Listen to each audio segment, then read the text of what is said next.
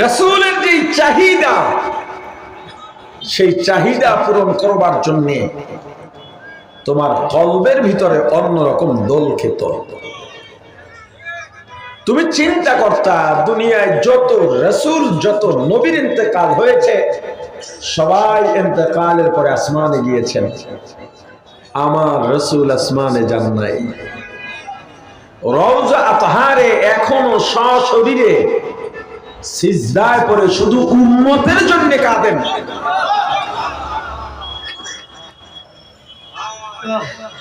শাইখুল ইসলাম হুসাইন আহমদ মাদানী রহমাতুল্লাহ আলাইহি বাইতুল্লাহর সামনে ক্লাস দিতেছেন।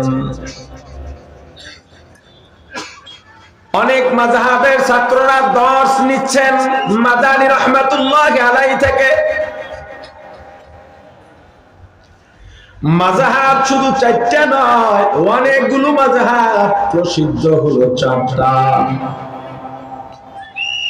আকীদা, হায়াতুন নবীর আকীদা আলোচনা করতেছেন। আহলে সুন্নাত ওয়াল জামাতের আকীদা, রাসূল হায়াতুন নবী কি বলেন?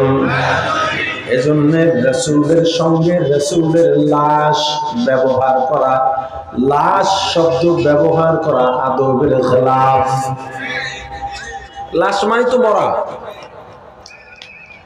হুসাইন আহমদ মাদানী রহমাতুল্লাহ আলাইহি ক্লাস করতেছেন, ছাত্রদের বুঝাচ্ছেন আমার রাসূল রওজার মধ্যে সশরীরে জিন্দা। এক মাযহাবের ছাত্র বলেন বুঝেছি, আর এক মাযহাবের ছাত্র বলেন বুঝি নাই, আর এক মাযহাবের ছাত্র বলে হুজুর মানুষ মারা গেলে আবার সশরীরে জিন্দা হয় কেমনে? আমরা জানি রূহ দুই জায়গার যে কোনো এক জায়গায় চলে যায়, ইল্লিন আর সিজ্জিন। শাইখুল ইসলাম রহমাতুল্লাহ আলাইহি বললেন তোমরা আবার ওযু বানাও। আবার ওযু বানাও মানে কি? ওযু আছে আবারও বানাও।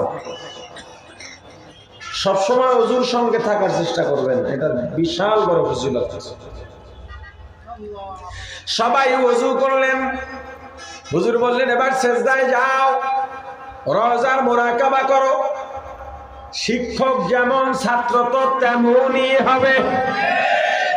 মা বাবা যদি ভালো হয় সন্তানও ভালো হয়, শিক্ষক যদি ভালো হয় ছাত্ররাও ভালো হয়, পীর যদি ভালো হয় মুরিদও ভালো হয়, নেতা যদি ভালো হয় কর্মীরাও ভালো হয়। নেতা যদি সন্ত্রাস হয় কর্মীরা চাঁদাবাজি তো করবে। हकीकत से तो दुनिया बेखबर है, दुनिया की नुमाइश पर नजर है। नमी गोया के आज दुनिया जुदा बाश, बगर कारे के बाशी बा खुदा बाश। इस्त दुनिया आज खुदा गाफिल बुदन, तमाशों करगो फर जिंदजान। दुनिया में हो दुनिया का तलबगार नहीं हो, दुनिया में हो दुनिया का तलबगार नहीं हो। बाजार से गुजर हो खरीददार नहीं हो,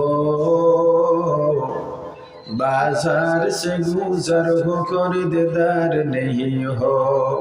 जागा जी लगाने के दुनिया नहीं है, जागा जी लगाने के दुनिया नहीं है। ये इबरत की जाए तमाशा नहीं है, ये इबरत की जाए तमाशा नहीं है। ला इलाहा इल्लल्लाह, ला इलाहा इल्लल्लाह, ला इलाहा इल्लल्लाह, ला इलाहा इल्लल्लाह, ला इलाहा ইল্লাল্লাহ লা ইলাহা ইল্লাল্লাহ। প্রাণের ভাই আমার, মাদানী যেমন ছাত্ররাও তো তেমনই হবে। সবাই সিজদায় চলে গেছেন, রওজার মুরাকাবা করতেছেন। কিছুক্ষণ মুরাকাবা করার পর ছাত্ররা চিৎকার দিয়ে উঠে কাঁদেন আর বলেন, হুজুর আর মাসআলা বলা লাগবে না। ওই যে দেখা যায় আমার রাসূল রওজায় সিজদায় পড়ে উম্মতি উম্মতি বলে কাঁদেন। তুমি যদি চিন্তা করতা সমস্ত নবীরা ইন্তেকালের পর আসমানে চলে গেছেন, আমার রাসূল আসমানে যান নাই। আমি রাসূলকে ভালোবাসি, মুখে মুখে বললাম, আমার কাজে কর্মে রাসূলের আদর্শকে দাফন দিয়া দিতেছি। কিছু মানুষের কথাবার্তায় এমন মনে হয় যদি এখন রাসূল এই সময় থাকতেন, ওই মানুষগুলো আবু জাহেলের পাশে দাঁড়ায় বলতো, মুহাম্মদ দুনিয়ার সবচেয়ে বড় জাদুঘর। দেখেন না চাল চলনে, বুঝেন না? আমি যখন চাঁদপুরে তাফসীরে জালালাইন পড়ি, তখন ডেনমার্কে রাসূলকে নিয়ে কার্টুন করা হয়েছিল, অবমাননা। তো আমরা তখন ছাত্র সংগঠন করতাম, চাঁদপুর শহর ছাত্র আন্দোলনের সভাপতি ছিলাম আমি। তো আমরা একটা সমস্ত আলেমদের সঙ্গে সব মাদ্রাসায়, এখন তো প্রচুর মাদ্রাসা আলহামদুলিল্লাহ, এ কথা বলতেছি আমি লেখাপড়া শেষ করছি 17 থেকে 18 বছর হয়ে গেছে। তো ওদিকে আরো 3 বছর ধরেন, 20 বছর আগের কথা। যে কয়টা মাদ্রাসা ছিল চাঁদপুরে, প্রত্যেক মাদ্রাসায় গিয়ে হুজুরদের সঙ্গে দেখা করে আমরা মতামত চাইলাম। সবাই বললেন হ্যাঁ, আমরা সবাই স্বতঃস্ফূর্ত ভাবে চাঁদপুর বাইতুল আমিন শাপলা চত্বরে প্রতিবাদ করব। তো জুমা পরে বের হলাম, দেখি কয়েকজন যুবক একেবারে ইস্ত্রি করা জামা গায়ে দেওয়া, পাঞ্জাবি, নতুন জায়নামাজ বগলের ভিতরে, সুঘ্রাণ শরীর থেকে, নতুন টুপি মাথায়। বললাম, ভাই চলো, আমাদের তো জিহাদ করার সামর্থ্য নাই, আমাদের তো অস্ত্র নাই, জনবল নাই, অর্থ নাই, তো চলো, অস্ত্র নাই, আমরা আল্লাহকে এতটুকু দেখাই যে বাংলাদেশে বসে আল্লাহ আমরা শুধু রাসূলের অবমাননাকারীদের বিরুদ্ধে প্রতিবাদমূলক একটা মিছিল দিতে পারি। এক যুবক উঠে বলল, হুজুর এটা আমাদের কাজ না, আপনাদের কাজ। রাসূলের অবমাননা হলে প্রতিবাদ করা আবেগ নয়, ঈমানি দায়িত্ব। এটা কি দল দেখতে হবে? তুমি মুমিন না? তুমিও তো মসজিদে যাও, তুমিও তো রোজা রাখো। রাসূলের অবমাননার প্রতিবাদ হবে, সেটা তোমার কাজ না, তাহলে তুমি আর রাসূলের উম্মত দাবি করো না। আবার এই গত 1 বছর হয় নাই, রাসূলকে নিয়ে পরাপর কয়েকটা এলাকায় সোশ্যাল মিডিয়ায় অবমাননা হলো, কার্টুন করে ছাড়লো। তখন আবার কিছু মানুষ বললো, আমাদের দলীয় সিদ্ধান্ত হয় নাই প্রতিবাদ করা। যেই দল রাসূলের অবমাননায় প্রতিবাদ করার সিদ্ধান্ত জানায় না, এর জন্য কর্মীরা চুপ থাকে, ওই দল আর দলের কর্মী আমার রাসূলের শাফাত পাবে না। কি রাজনৈতিক আলোচনা করছি? তো রাজনৈতিক আলোচনা করলেও বা সমস্যা কি? ইসলামে যদি রাজনীতি থাকে, ইসলামী মঞ্চ থেকে তো রাজনীতির আলোচনা হবেই। আমি যদি কোনো দলের নাম ধরে পক্ষে বা বিপক্ষে বলি, তখন আপনি আপত্তি জানাইতে পারেন, সেটার যৌক্তিকতা আছে। আচ্ছা, ইসলামে কোরআন হাদিসে রাজনীতি আছে না নাই এটা জানে কারা? আলেম না বেআলেম? রাজনীতির আলোচনা কোরআন হাদিসে আছে কি নাই এটা বলবেন কারা? আলেম না বেআলেম? কিন্তু কোন আলেম আজ পর্যন্ত কি বলছেন কোরআনে রাজনীতি নাই, হাদিসে রাজনীতি নাই? ইসলামে রাজনীতি নাই। যারা বলে কোরআন হাদিসে রাজনীতি নাই, হুজুর রাজনীতির আলোচনা করেন না, দেখেন একজনও কিন্তু সূরাতুল কাউসারও পড়ার যোগ্যতা রাখে না। হায় রাসূলের ভালোবাসা, রাসূলকে তো চিনতেই পারি নাই। এই পৃথিবীর যত ইনসাফ, যত মানবতা, অধিকার সবকিছু বাস্তবায়িত হয়েছে আমার রাসূলের হাত ধরে। তুমি মুসলমান, রাসূলের উম্মত, তুমি তো রাসূলের ইতিহাসই জানো না। তুমি জানো রাসূল দুনিয়াতে আসার আগে পৃথিবীর অবস্থা কি ছিল? রাসূল দুনিয়াতে আসার আগে যেই যুগ ছিল, এই যুগের নাম ছিল আইয়ামে জাহিলিয়া, বর্বর যুগ। ওই যুগে কি হতো? নারীরা যে মানুষ এটা নারীরাও মনে করতে পারতো না। তাদেরকে যত্র তত্র ব্যবহার করা হতো। নারীরা ছিল ঘৃণার শ্রেষ্ঠ পাত্র।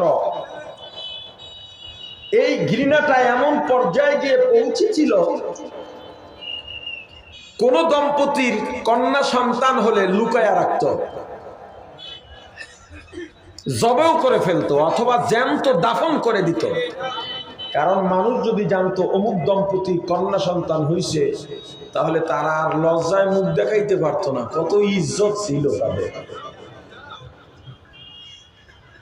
আমার রাসূল দুনিয়ায় এলেন, এসেই বললেন, যার একজন কন্যা সন্তান হবে তার জন্য একটা জান্নাত, যার দুইজন কন্যা সন্তান হবে তার জন্য দুইটা জান্নাত, যার তিনজন কন্যা সন্তান হবে তার জন্য তিনটা জান্নাত। আমার রাসূল আরো বললেন, ক্বালান নবী সাল্লাল্লাহু আলাইহি ওয়াসাল্লাম, আল জান্নাতু তাহতা আকদামিল উম্মাহাত, আও কামা ক্বালান নবী আলাইহিস সালাতু ওয়াসসালাম। আমার রাসূল বললেন, পুরুষ জাতি শোনো, নারীর অসম্মান করো না, কারণ নারীর পায়ের নিচে তোমাদের জান্নাত। বলবেন হুজুর হাদিসে তো মায়ের পায়ের নিচে সন্তানের বেহেশতের কথা বলা হয়েছে, আপনি পুরুষকে বললেন নারীর পায়ের নিচে জান্নাত। এই হিসাবটা সহজ। সন্তানের বেহেশত মায়ের পায়ের নিচে। সন্তান কারা হয়? কয় ধরনের হয়? ছেলে আর মেয়ে। মেয়ে তো আবার মা হয়, ছেলে কি মা হতে পারে? কথা বলে না। তার মানে যত পুরুষ আছে তাদের সবার মা নারী। পুরুষের জান্নাত নারীর পায়ের নিচে।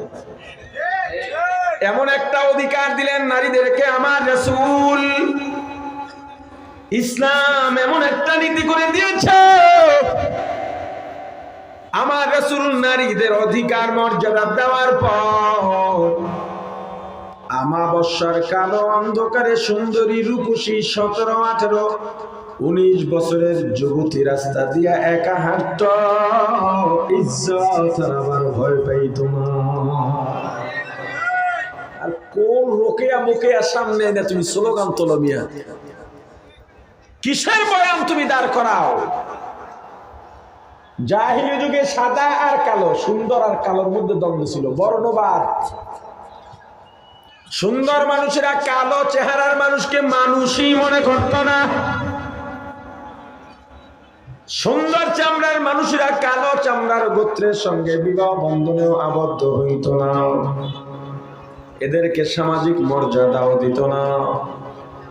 আমার রাসূল সে বললেন, সাদা কালো ভেদাভেদ নাই, চামড়ার কোনো পরিবর্তনের দাম নাই, মানুষের মূল্যায়ন হবে কলবের মাধ্যমে। কিসের কিসের দাম? কিসের? ওই যে কলবে ভালোবাসা থাকে। চামড়া কি ভালোবাসা আছে? আরে কথা বলে না, কোথায়? কলবে। আল্লাহ কি বললেন? يوم لا ينفع مال ولا بنون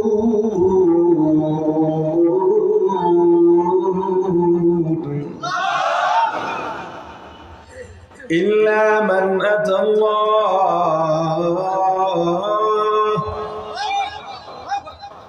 ইল্লা মান আতাল্লাহ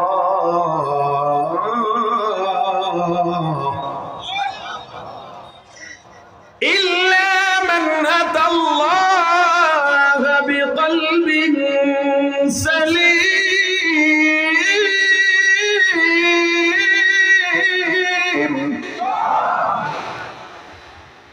কিয়ামতের ময়দানে লা ইয়ানফা, কোনো উপকারে আসবে না কি মালুন, মালদারের আসল। কিয়ামতের ময়দানে মাল দৌলত সম্পদ প্রতিপত্তি প্রভাবের কোনো দাম আল্লাহর দরবারে নাই।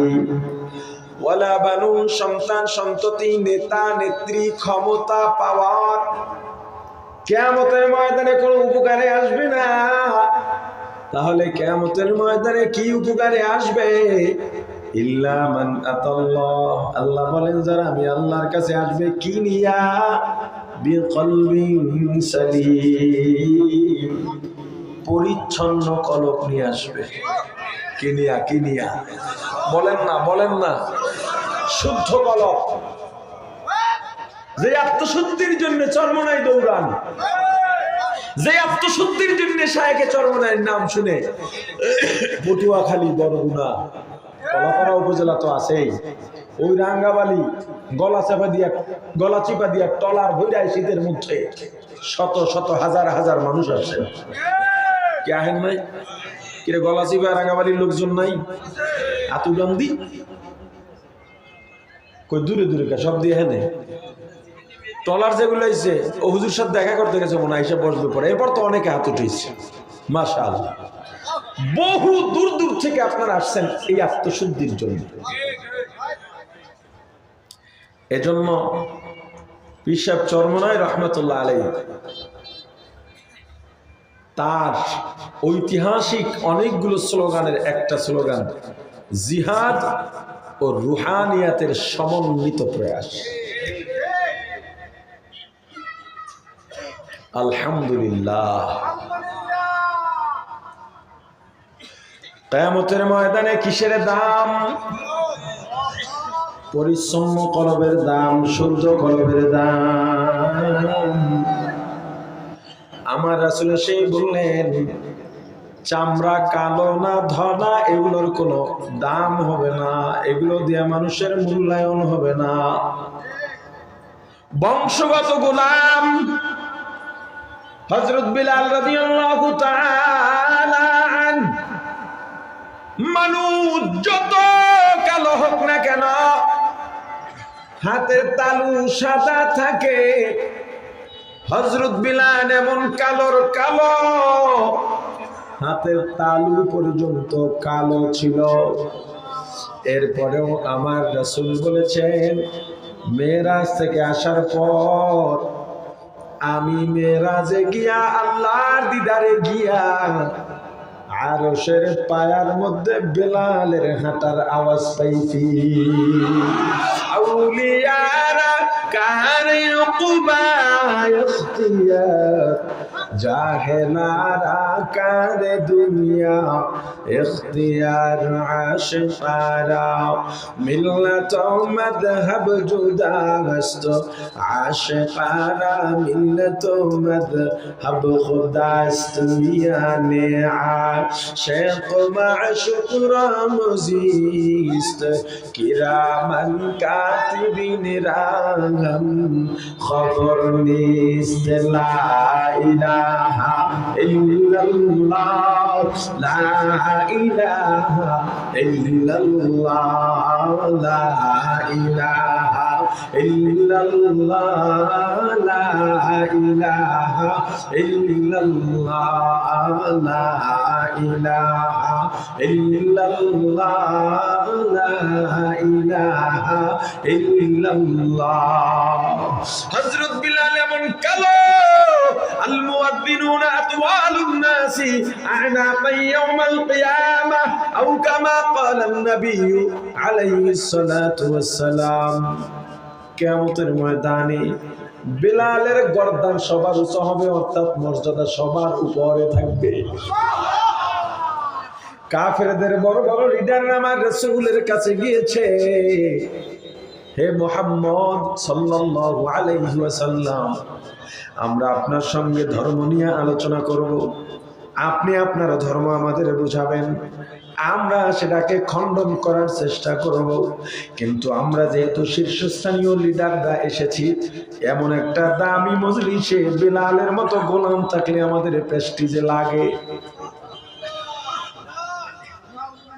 আমার আল্লাহ রাসূলকে জানায় দিলেন, হাবিব আমার, সারা দুনিয়ার সমস্ত কাফেরদের বড় বড় লিডার যদি এক জায়গায় করা হয়, আমার বেলালের পায়ের ধুলার সমান হবে না। কি যারা কালো আর মন দুর্বল আছে? কথা বলে না আছে? যারা গরিব আর যারা ধনী, দুনিয়া ধনীর সম্মান থাকতে পারে, কিন্তু আমার রাসূল কি বলেছেন? আল্লাহ গরিবদেরকে আমার সঙ্গে আসর করাই।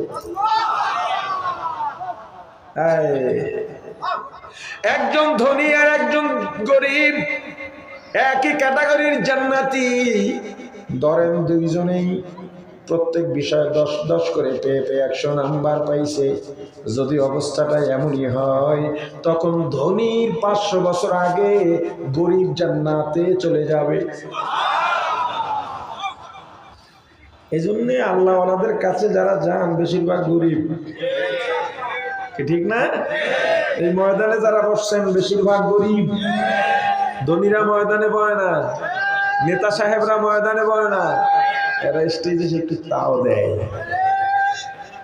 আর গরিবের তো কোনো ওই ঘিনপিত নাই, প্রেস্টিজ পুস্টিজ নাই, চেহারা চেহারার অত টেনশন নাই, পোশাক আদি অত ইস্ত্রি করা লাগবে, ভাঁজ দেওয়া লাগবে, এত চিন্তা নাই। এদের চিন্তা কলবের ভিতরে উতাল বাতাল, আমি আমার মাওলারে কেমনে পাবো। ওই যে কলবের ভিতরে মাওলার ভালোবাসা, রাসূলের সুন্নাত দুইটা কেমনে বাড়ায়া বাড়ায়া করবে। আর ওই জমিনে ধান কাটে আর গুনগুনাইয়া গায়, ওরে আমার মাওলা রে,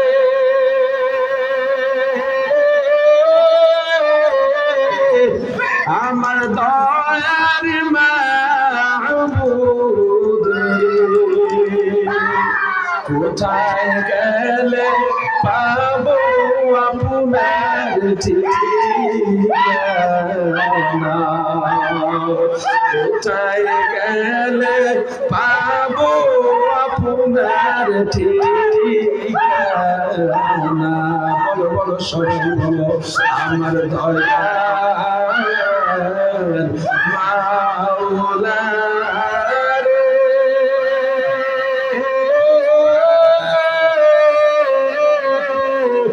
আমার দয়ার মাহবুব রে, কোথায় গেলে পাবো আপনার ঠিকানা, কোথায় গেলে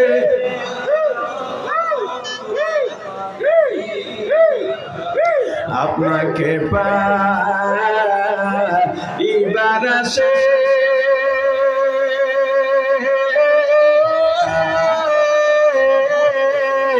ঘুরি আমি দেশ বিদেশে, চরমনার ময়দানে করুলাম বিছানা, মাহফিল ময়দানে করুলাম বিছানা।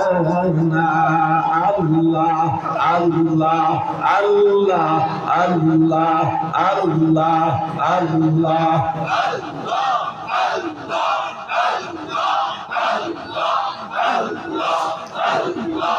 اللهم صل على سيدنا ونبينا وشفيعنا وحبيبنا ومولانا محمد সাল্লাল্লাহু আলাইহি ওয়া আলা আলিহি ওয়া আসহাবিহি ওয়া বারাকা ওয়া সাল্লাম। ওই গরিব দোকানে দোকানদারি করে আর গুনগুন করে জিকির করে, ওই গরিব নদীতে মাছ ধরতে যায়, জাল ফালায় আর জাল টানে আর গুনগুনে আমার আল্লাহ জিকির করে। আল্লাহর জিকির করতে ভালো লাগে, অন্তরের মধ্যে আল্লাহর মায়া, আমার রাসূলের মায়া, রাসূলের ভালোবাসা। ওরে আমার ভাই, এই বর্ণবাদ দূর করলেন আমার রাসূল, আর তুমি কোন কসুর নেলসন ম্যান্ডেলারে নিয়ে আসো? তুমি আমার রাসূলের ইতিহাস জানো না, রাসূলের খবরও জানো না। এই দুনিয়ায় যত মানবতা, সভ্যতা, এই দুনিয়ার যত অধিকার মর্যাদা বাস্তবায়ন করেছেন আমার রাসূল। কে? জোরে বলেন সাল্লাল্লাহু আলাইহি ওয়াসাল্লাম। আবার বলেন সাল্লাল্লাহু আলাইহি ওয়াসাল্লাম। আবার বলেন সাল্লাল্লাহু আলাইহি ওয়াসাল্লাম। ও রাসূলের উম্মতেরা, রাসূল কি পছন্দ করেন, রাসূল কি চান, উম্মতের থেকে আমার রাসূল কি আশা করে? তুমি যদি রাসূলের উম্মত হও, রাসূলের ভালোবাসা তোমার অন্তরে থাকে, ওটা বাস্তবায়ন করার জন্য, রাসূলের পছন্দ মতো তোমাকে গড়বার জন্য তুমি ব্যাকুল হয়ে যাইবা। তুমি যদি চিন্তা করতা যারা হজে যায়, উমরায় যায়, ওই মক্কা থেকে মদিনা যাইতে এখন তো রাস্তা ভালো, নিজস্ব গাড়িতে গেলে 4.5 থেকে 5 ঘন্টা সময় লেগে যায়, গাড়িটাকে 150-এর উপরে টান, আর ট্রান্সপোর্টের গাড়িতে গেলে 6, 7, 8 এমনকি 9 ঘন্টাও লেগে যায়। আর তুমি যখন ওই মদিনায় যাও, তুমি শুধু জানালা দিয়া মোবাইলের ভিডিও অন করে রাখো, কোথায় উট দেখা যাবে, কোথায় খেজুরের বাগান, কোথায় দুম্বা। একবার যদি চিন্তা করতাম আমি এখন যাই এত সহজে, আমার রাসূল যখন মক্কা ছেড়ে মদিনায় গেলেন, তখন তো এই রাস্তা ছিল না, এত সুন্দর যানবাহন ছিল না। কি কারণে আমার রাসূল ওখানে গেলেন? একবার যদি চিন্তা করতাম, রাসূলের রওজায় যখন লাইন দিয়া হাজার হাজার লক্ষ লক্ষ হাজিরা ঢুকে আমার রাসূলকে সালাম দেওয়ার জন্য। আরে কি একটা যুগ আইলো, মোবাইল ধরছে, ভিডিও, আবার বাড়িতে বউকে ভিডিও কল দেয়, ওই ভিডিও কলে বউকে দেখা যায়, অন্যান্য মানুষও দেখে, অথচ রাসূলের রওজার সামনে দাঁড়ায়া তোমার তো পাথর হৃদয়টাও গলে মোমের মতো নরম হয়ে যাওয়ার কথা, ওই জায়গায় দাঁড়াইয়া চোখের পানি ধরে রাখতে পারার কথা না। হাজার হাজার হাজির মধ্যে মাঝে মাঝে 2-1 দেখা যায় কি যেন হারায়া ফেলছে, কি যেন হারায়া ফেলছে। রাসূলের রওজার সামনে যাইয়া পাগলের মতো করে, শুধু গাল বাইয়া বাইয়া পানি পড়ে, আর মনের কত মাধুরী মিশায়া সালাম দেয়, আসসালাতু ওয়াসসালামু আলাইকা ইয়া রাসূলুল্লাহ, আসসালাতু ওয়াসসালামু আলাইকা ইয়া হাবিবাল্লাহ, আসসালাতু ওয়াসসালামু আলাইকা ইয়া শাফিআল মুযনিবিন, আসসালাতু ওয়াসসালামু আলাইকা ইয়া রাহমাতাল লিল আলামিন। ওরে হাজি, তুমি উহুদের ময়দানে গেলা, ইসলামের দ্বিতীয় যুদ্ধ, ওখানে গিয়া তুমি ভিডিও নিয়ে ব্যস্ত, আর যদি চিন্তা করতা ওই যুদ্ধে কে যেন এলান করে যায়, কি আছো? আমার রাসূল জিহাদে ডাক দিছে, হযরত হামজালা বাসর রাতে বিবিকে ফালাইয়া জিহাদের ময়দানে চলে গেল।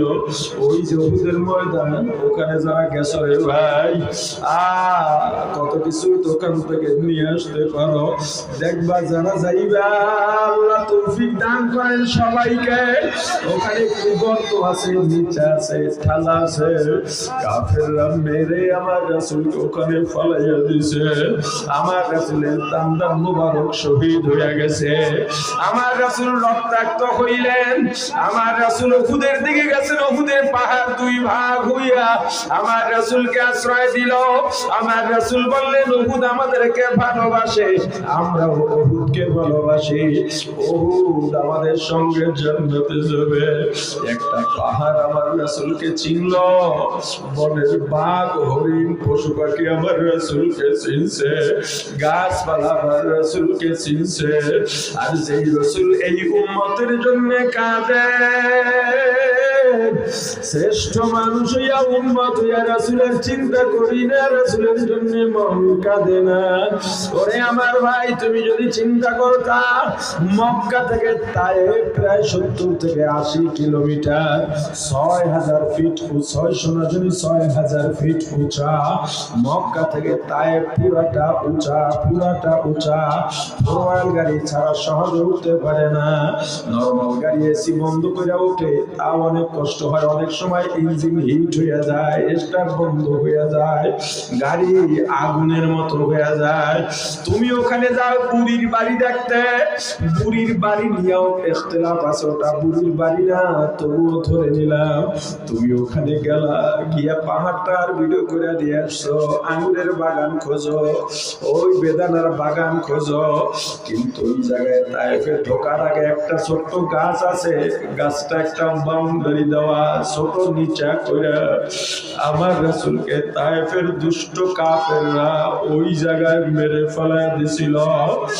আরে আমার রাসূল তায়েফে গেলেন, দুইটা দিক লক্ষ্য করে চিন্তা করে। আমার রাসূলের দুধ মায়ের একটা সম্পর্ক আছে তায়েফের সঙ্গে, আর একটা শ্বশুর বাড়ির সম্পর্ক তায়েফের সঙ্গে। আমার রাসূল চিন্তা করছেন এখানে গেলে আমার কথা ওরা শুনবে, ফলাইয়া দেবে না। 3 দিন মতন ধরে 10 দিন আমার রাসূল বের হন নাই, কোনো দাওয়াতও দেন নাই।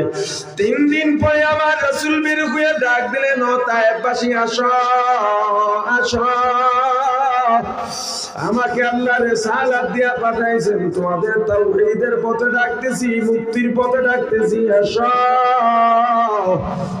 একটা কাফেরও দিন কবুল করে নাই। তায়েফের প্রান্তরে নবীজি যেদিন দিনের দাওয়াত দিতে যান, সেদিন নবীজি আমার কত আঘাত সহিলেন।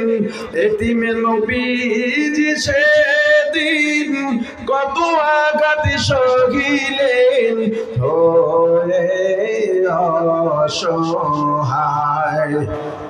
তায়েফের প্রান্তরে নবীজি যেদিন দিনের দাওয়াত দিতে যান, যায় দেখে সাথে নিলেন, 3টি দিনে দাওয়াত দিলেন। একটা কাফের দিন করল না কবুল, বরং পাগল বলিয়া দিল তাড়াইয়া, পাগল বলিয়া দিল তাড়াইয়া। চিনল না ওই দুর্ভাগার দল আল্লাহরই রাসূল, চিনল না ওই দুর্ভাগার দল আল্লাহরই রাসূল। সেদিন নিরাশ হয়ে নবীজি আসতেছিলেন ফিরিয়া, হয়ে অসহায়। তায়েফের প্রান্তরে নবীজি যেদিন দিনের দাওয়াত দিতে যান। ও ভাই, তুমি একটু চক্ষু বন্ধ করে ওই রাসূলের অবস্থাটা একটু দেখার চেষ্টা করো। আমার রাসূল যখন দাওয়াত দিলেন, চারদিক থেকে কাফের দুষ্ট দুষ্ট ছেলেরা, যুবকরা পাথর নিয়ে মারে আর বলে এটা দুশমন, আমাদের তায়েফ থেকে বের করে দে। হযরত যায়েদ একা মানুষ, কয় দিকে ফিরাবেন? একবার ডানে যান, আর একবার বামে যান, আর একবার পেছনে। যখন ডানে যান তখন পিঠে আর বাম দিক থেকে আমার রাসূলের সুন্দর শরীরে পাথর পড়ে। পাথর পড়ার সঙ্গে সঙ্গে চামড়া ফুটা হইয়া ফিনকি দিয়া রক্ত বের হয়ে যায়। হযরত যায়েদ মাথা পেতে যায়, শরীরের বিভিন্ন জায়গা থেকে রক্ত পড়ে। আর চিন্তা করো আমার রাসূলের অবস্থাটা তখন কেমন হয়েছিল। চতুর্দিক থেকে পাথর মারতে মারতে আমার রাসূলের শরীরটা একেবারে ক্ষত বিক্ষত করছে, রক্ত গায়ে পানি ঢাললে যেমন বাইয়া পড়ে, আমার রাসূলের শরীর মুবারক থেকে রক্ত বাইয়া বাইয়া পড়ে। আবার রাসূল দুর্বল হয়ে গেছেন, হাঁটতে পারেন না। হাত উঠায় বলেন, তাইফবাসী আমি পাগল না, তোমাদের দুশমনরা। আমি আসছি তোমাদের মুক্তির পথ দেখাইতে, আমাকে মেরো না, মেরো না। আমার রাসূল হাঁটতে পারেন না, দুর্বল হয়ে গেছেন। দুষ্ট কাফেররা ধাক্কা মারে সামনের দিকে আগায় দেওয়ার জন্য। আমার রাসূল ক্লান্ত শরীর ভর সইতে পারেন না, উপর হইয়া জমিনের মধ্যে পড়ে যান। আবার কোনো মতে উঠতে নেন, পুরোপুরি উঠার আগে আবার ধাক্কা মেরে ফালাইয়া দেয়। আমার রাসূল আহত যায়েদের শরীরে হাত দিয়ে কোনো মতে হাঁটতে হাঁটতে পাহাড়ের গোড়ায় গিয়া বসছেন। জিবরাইল আসছে, হুজুর আপনি যদি বলেন আপনার কান্নায় আসমানের ফেরেশতারাও কান্দে। আসমানের ফেরেশতারা জীবনে দুইবার কেঁদেছে। একবার হযরত ইব্রাহিম যখন নিজের সন্তান ইসমাঈলকে ছুরির নিচে দিছে, আর একবার কেঁদেছে তায়েফের ময়দানে আমার রাসূল রক্তাক্ত হইয়া পাহাড়ের পাশে বসে যখন কাঁদেন আর বলেন, আল্লাহ আপনি সাক্ষী থাকেন। ওরা বলে আমি পাগল, আমি পাগল না। জিবরাইল কি বলেন, ও জিবরাইল ওদেরকে না ধ্বংস করা যাবে না, ওরা আমাকে চেনে না, চিনলে এমন কষ্ট দিত না। ওরা একদিন মানবে না, ওদের পরবর্তী প্রজন্ম মানবে। আমার রাসূল এত দয়ার রাসূল, ওই রাসূলের পছন্দ সুন্নাত তরিকায় চলা, ওই রাসূলের পছন্দ রাষ্ট্রীয় ভাবে দ্বীন কায়েম করা। আমরা যদি রাসূলের উম্মত হয়ে থাকি, রাসূলের পছন্দ মতো চলবো না দুনিয়ার খেয়াল খুশি মতো চলবো। আরো জোরে বলেন, আরো জোরে বলেন। আল্লাহ রাসূলের খাঁটি উম্মত আমাদেরকে খাঁটি মুমিন হিসেবে কবুল করেন।